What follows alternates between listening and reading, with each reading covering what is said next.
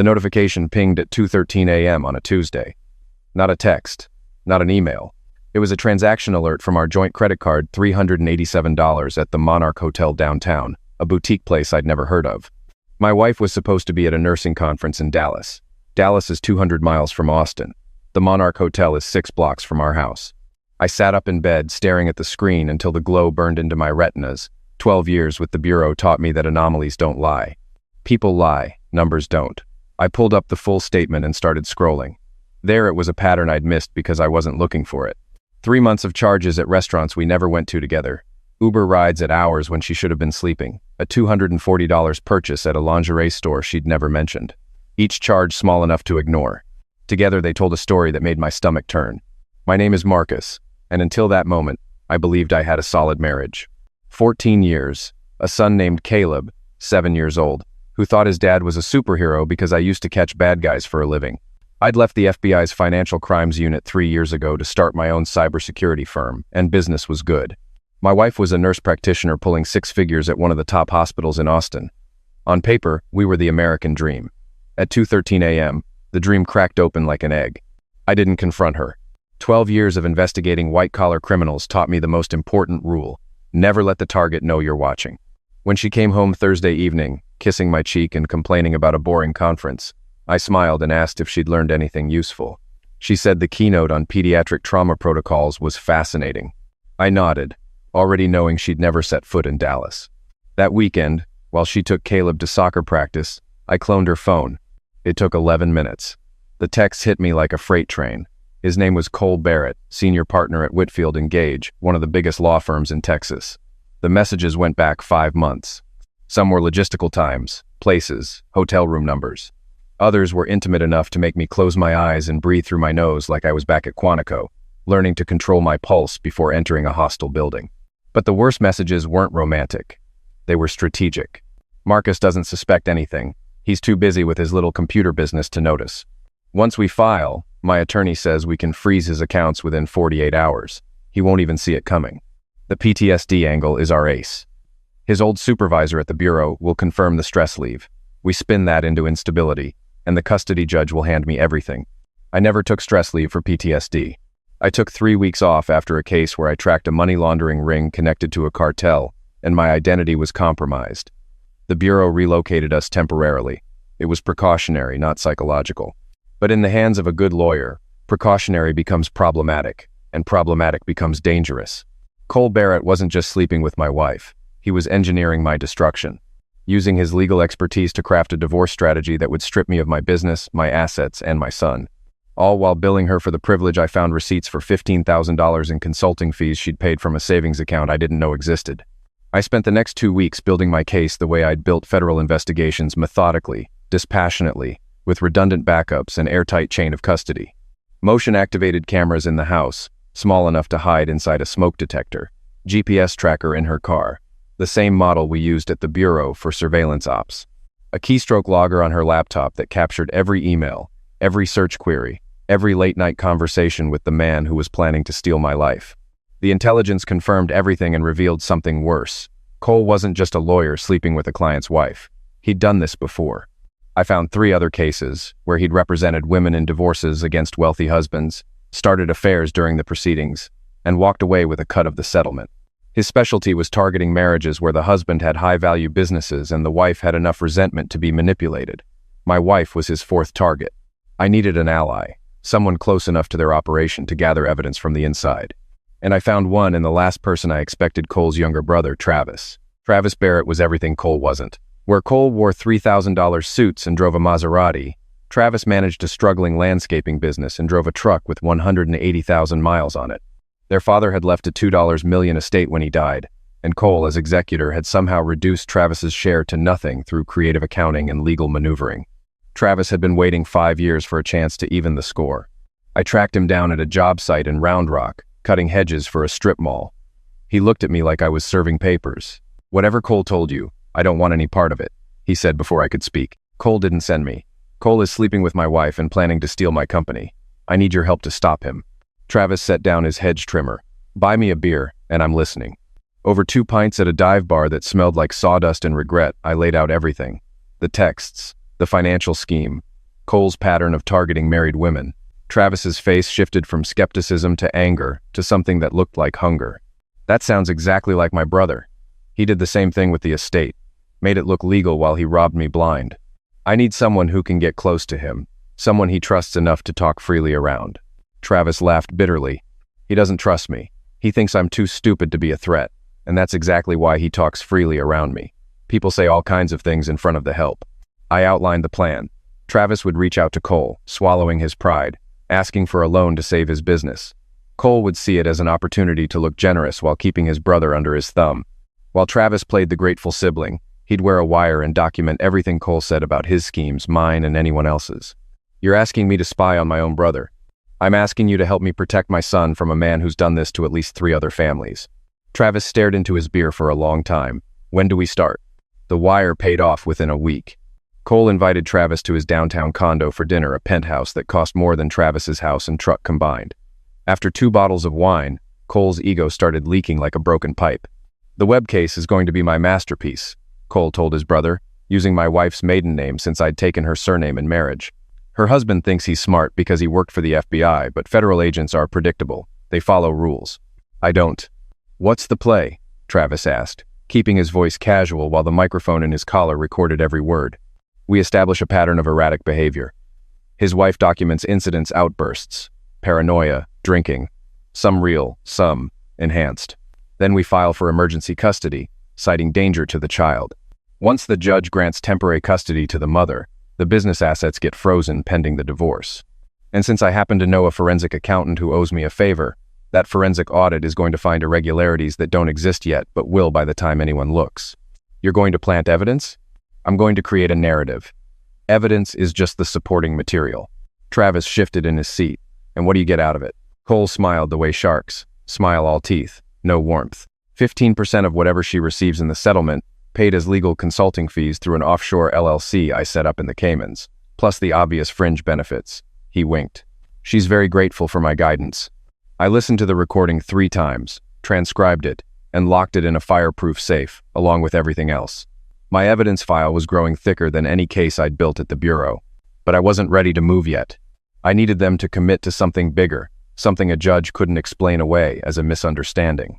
The setup came 10 days later. My wife invited me to dinner at the house, a peace offering, she called it. Things had been tense between us, she said, and she wanted to reconnect. She cooked my favorite meal, tri-tip with roasted vegetables, and a bottle of the Cabernet we'd bought on our anniversary trip to Napa. I arrived wearing a button camera and carrying flowers. The house smelled like rosemary and deception. This is really nice, I said, settling into my chair. Feels like old times. That's what I was going for. She poured wine into 2 glasses, and I watched her hands. The left glass mine she held slightly longer, her thumb hovering near the rim, a gesture so subtle that anyone else would have missed it. But I'd spent a decade watching people try to hide things with their hands. I accepted the glass and raised it. To us. To us. She clinked her glass against mine and drank. I brought mine to my lips, let the wine touch them, and set it down without swallowing. Over the next hour, she kept pushing the wine. You're barely drinking, she said. Relax, honey, this is supposed to be fun. Just enjoying the food. Maybe later.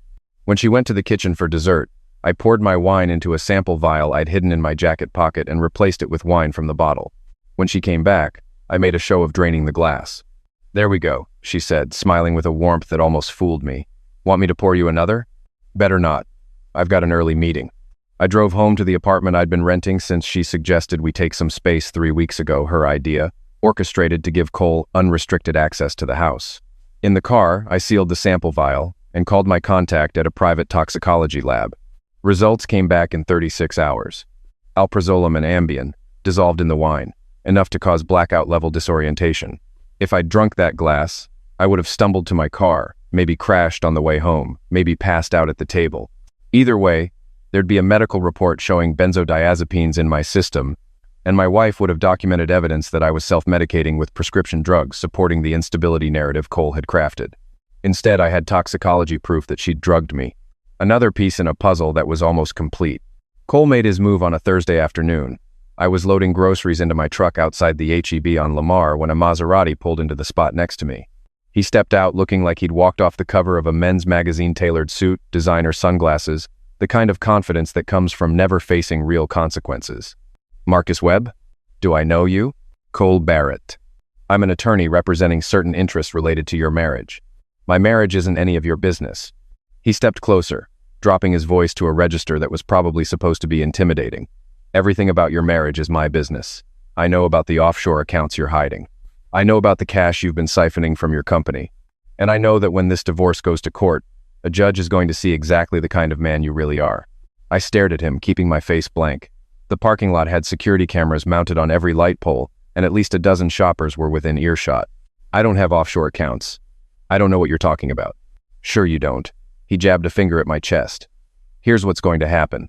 You're going to agree to a fair settlement, my definition of fair, or I'm going to make sure you never see your son again. Are you threatening me? I'm educating you. There's a difference.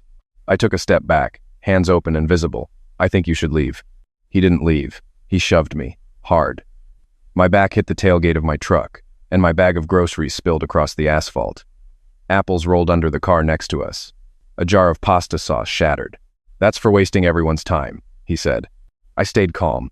Every instinct from 12 years of field training told me to stay calm. He wanted me to swing. He wanted witnesses to see the unstable FBI agent attacking an unarmed lawyer. Instead, I raised my hands higher and spoke loud enough for the gathering crowd to hear. Sir, I don't want any trouble. Please step back. He swung. A wide, clumsy right hook that told me he'd never been in a real fight. I ducked, caught his wrist, and redirected his momentum into the side of his own car. He hit the Maserati door face first, splitting his eyebrow on the side mirror. Blood streaked across the white paint. 3 bystanders already had their phones out.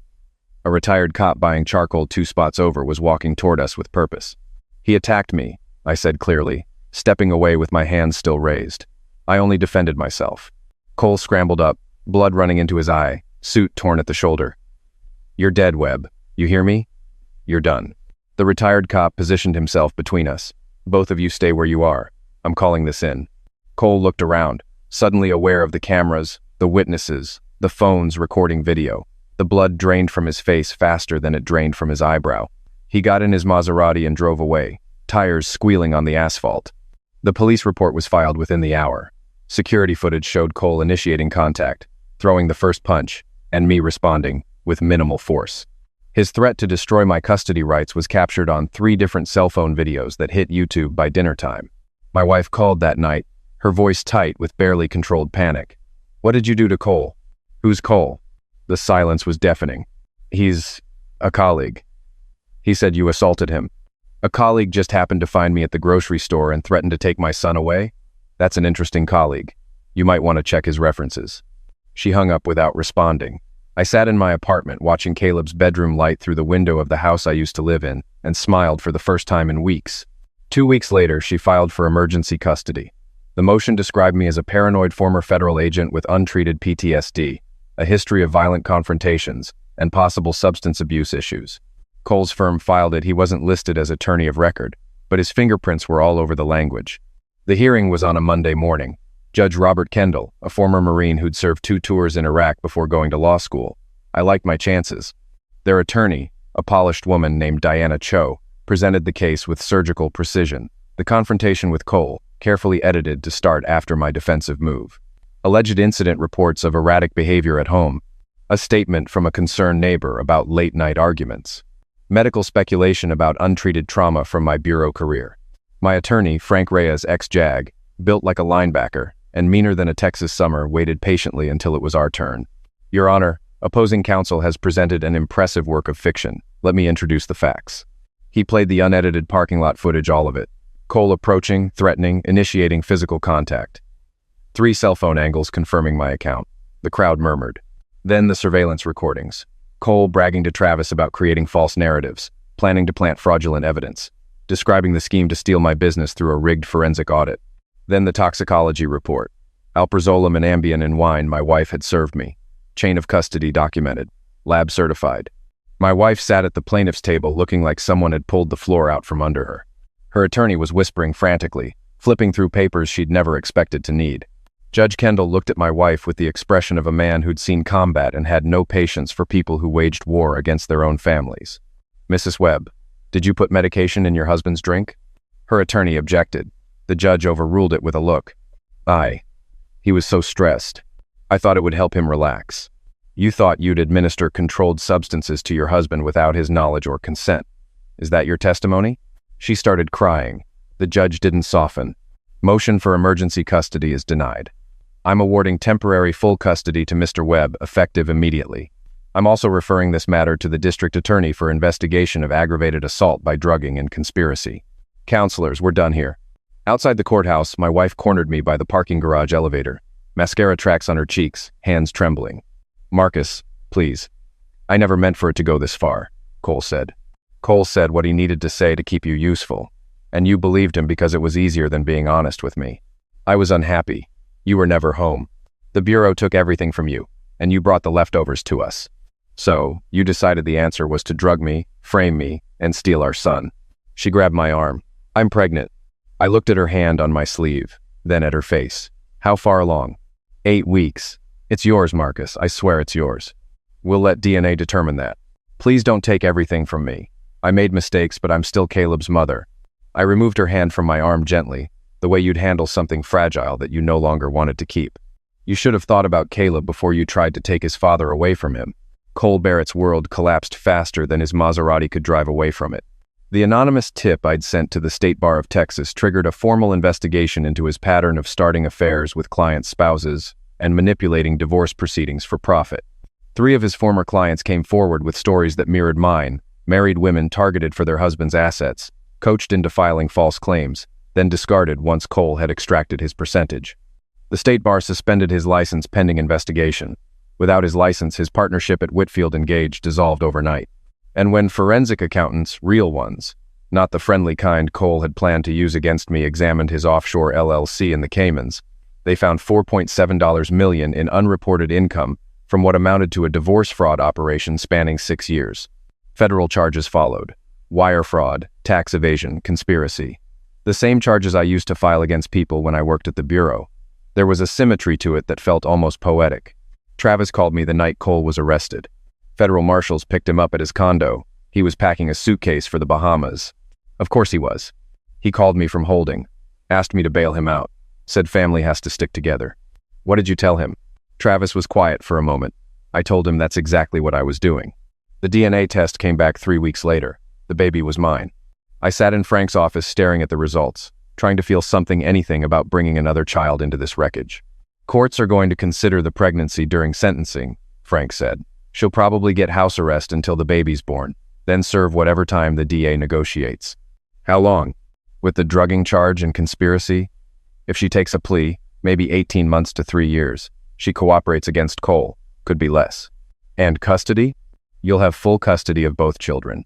She'll get supervised visitation once she's served her time, assuming she completes counseling and the court approves. I nodded and drove to pick up Caleb from school. He ran across the playground with his backpack bouncing, launching himself into my arms the way he'd done every day since I started doing pickup. Dad, Tommy Park said you beat up a lawyer. Tommy Park watches too much YouTube. Did you, though? A man tried to hit me and I moved out of the way. He hit a car instead. That's not beating someone up. That's physics. Caleb thought about this. Cool. That night, after mac and cheese and 2 chapters of a book about a kid wizard, I tucked him into bed. His room was covered in drawings, spaceships, dinosaurs, our family. In the newest one, there were only 2 stick figures. A tall one labeled DAD, and a small one labeled ME, no mom. Hey buddy, where's mom in this picture? He shrugged, pulling the blanket up to his chin. She's not here right now. I drew what's real. Something cracked inside my chest.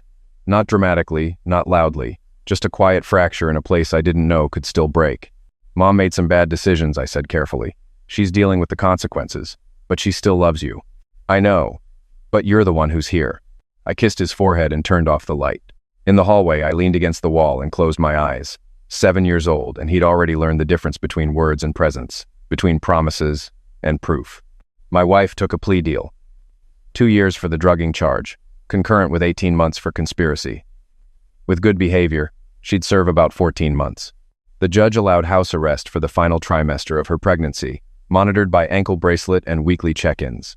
I visited her once before she reported to the federal facility in Bryan. She was 8 months pregnant, sitting in the living room of the house that used to be ours, wearing the ankle monitor like a piece of jewelry she couldn't take off. Thank you for coming, she said. I came to discuss arrangements for the baby. Her name is going to be Lily. I've already decided. Lily's fine. She stared at me with eyes that looked older than they had 6 months ago. Do you hate me, Marcus? I considered the question honestly. Hate requires emotional investment. It requires caring enough about someone to burn energy on them. What I felt for my wife was something flatter than hate, something more final. No, I don't hate you. I just don't trust you anymore.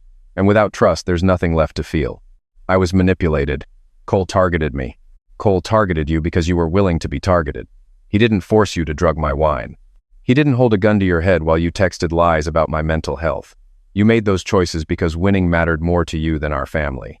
That's not fair. Fair would have been telling me you were unhappy and asking for a divorce like an adult. Fair would have been putting Caleb first instead of using him as a weapon. You don't get to talk to me about fair. She put her hand on her belly. I want to be better.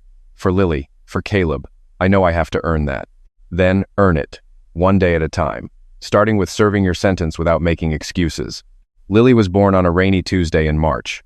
I was there not for my wife, but for my daughter. The prison hospital was everything you'd imagine. Fluorescent lights, institutional smell, a corrections officer standing by the door looking bored. My wife was handcuffed to the bed rail, crying from pain and exhaustion and the reality of giving birth inside a federal facility. The nurse placed Lily in my arms. 6 pounds, 11 ounces. Dark hair like mine, her mother's chin. She opened her eyes and looked at me with the unfocused curiosity of someone encountering the world for the first time. She's beautiful, my wife whispered from the bed. Can I hold her, please? I looked at the guard. He nodded. I carried Lily to her mother and placed her carefully in arms that were limited by restraints. My wife held our daughter and cried the kind of tears that come from somewhere beyond strategy or manipulation. For that one moment, she was just a mother meeting her child. I'm going to do better, she said. I swear I'm going to do better. Don't swear, just do. I brought Lily home the next day. Caleb was waiting at the door with Travis's daughter Maya, who'd been babysitting. He looked at his sister with the serious expression of a boy who understood that small things needed protection. She's really tiny, Dad. She is. I'm going to be a good big brother. I know you are, buddy. That night, after both kids were asleep, I stood on the back porch, looking at the Austin skyline. The city I'd built my new life in, the business that was thriving, the family that was broken but still standing. Cole Barrett was awaiting trial on 14 federal charges. My wife was serving her sentence. Travis and I had become friends in the way that only people who've survived the same storm can become friends. The phone buzzed. Frank Reyes. FBI field office in Houston called. They want to hire you as a consultant on a financial fraud case. Something about a network of lawyers running divorce scams across 3 states. Cole's operation was bigger than we thought. Apparently he was just the Texas branch. There are partners in Florida and California running the same playbook. I looked through the window at my children sleeping inside. Caleb in his room with his drawings of what's real. Lily in her crib dreaming whatever newborns dream about. Tell them I'm interested. Marcus, you sure you want to go back into that world? I never left it. I just started fighting from a different side. I hung up and went inside. Locked the doors. Set the alarm. Checked both kids one more time. Caleb sprawled across his bed like a starfish. Lily curled in her crib with one tiny fist near her mouth. This wasn't the life I'd planned when I married a woman I thought I knew. It was quieter, harder, lonelier in ways I hadn't anticipated. But it was honest. Built on truth instead of comfortable lies. And my children would grow up knowing the difference, because their father had fought to make sure of it. Some betrayals don't have clean endings. You don't get closure. You don't get the satisfaction of a final word that makes everything make sense. You get Tuesday mornings packing lunchboxes and Wednesday nights reading bedtime stories, and Thursday afternoons at soccer practice pretending the other parents aren't whispering about your family. You get a life, not the one you wanted, the one you earned. And if you're lucky, that's enough.